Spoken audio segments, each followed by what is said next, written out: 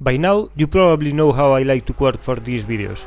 I usually build a setup in Barcelona and then test it in many other places to make sure it is a solid starting point everywhere. This time I changed that. Many requested a tune for this car, and I'm pretty sure it is all because of the huge popularity of a certain lobby these days. I know most of the people that wanted this probably want a sharp tool to fight in that lobby, so I made a bit of an effort to guarantee this tune works at Red Bull Ring. There are little things you can still change to make the car better there. I still want this to be a solid tune for every track, and the Red Bull Ring has quite a strange layout. So let's move to that track, see a qualifying lap, and I'll give you some driving tips. If you have dedicated any time to this car, you probably notice all this stuff already. First, I would like to talk about how this car slows down. The timing of the shifts is a very effective way to control how the car turns in. It is not very intuitive, but the longer you wait to downshift, the better the front end is. If you want better turning, you wait until the revs drop and then shift. If you notice the rear starting to slide, go a gear down and the car will straighten itself. Many cars usually understeer like trucks in long gears.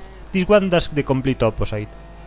Generally, I would advise not abusing the engine braking in this car, it doesn't like it. The traction control is very smart in this car. It is not adjustable, there's only on and off, but if you turn it on, the car is way easier out of the slowest turns. It is not too invasive unless you are doing very low speeds, but I still like to turn it off once the initial moment of wheel spin is gone. In high speed corner exit, I keep it off. If you manage to get the car a bit sideways with your first step on the power, you'll be much faster. Traction control may avoid you doing that. The middle section has examples of both of these traits. Let's see it.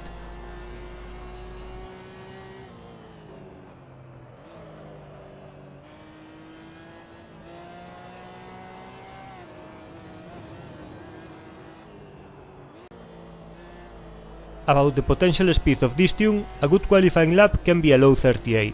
This lap is quite scrappy. I'm at the gravel at one point and I stayed too shy of the inside curves in the fast corners. It's still going to be a 38.7. There's at least half a second to gain if you hook every corner nicely. In this combo, it's easier to be fast over one lap. You can spend the outlap weaving like crazy to generate heat, while in race day you cannot do it. Let's look at the leaderboards to see where this stands.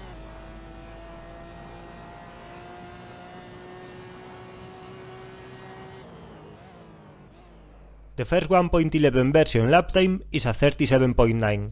That is out of reach for me with this tune. A 38.2 or 3 might be doable in a long hot lap session trying to nail that perfect lap, so it is not too far away. The tune isn't fully optimized for Red Bull Ring, so there might be more time to gain in the setup screen. On race day, tire temperatures are a huge problem. It is very hard to keep them up in this layout. Once you are fast here, the magic of this lobby sort of goes away. The initial round fighting 3 wide in the midfield is quite cool, but at the front, races are usually decided at the start. There are dozens of drivers out there able to do the same pace, usually high 38s and low 39s, and passing is extremely hard. Be aggressive on the first lap. I am not advising kamikaze stuff, but if you know what you're doing, you need to fight hard and not yield easily.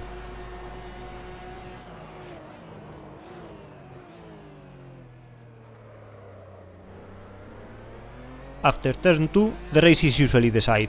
This is how the field looks one lap later. A car 1 second ahead, a car 1 second behind. Now we skip to lap 3, and we have the exact same situation. Another lap down the road and nothing will change. And if we skip to lap 5, we are still holding a station there.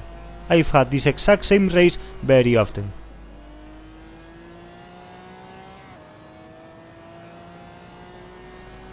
The only way you'll gain or lose positions is with drivers making mistakes. In this race, I started overdriving trying to throw a desperate attack, and all I managed to do was to fall back. Now you'll see me choking under pressure. This is a good example of what early downshifts tend to do in this car.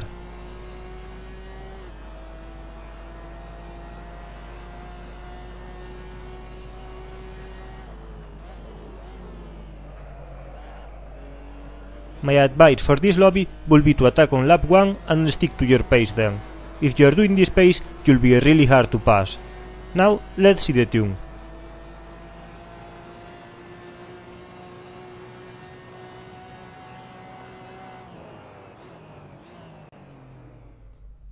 With ABS, brake distribution is not too critical. I like the default one. It allows trail braking with relative safety. The rear is quite stable, but you can still get the front to bite hard with live brake inputs all the way to the apex.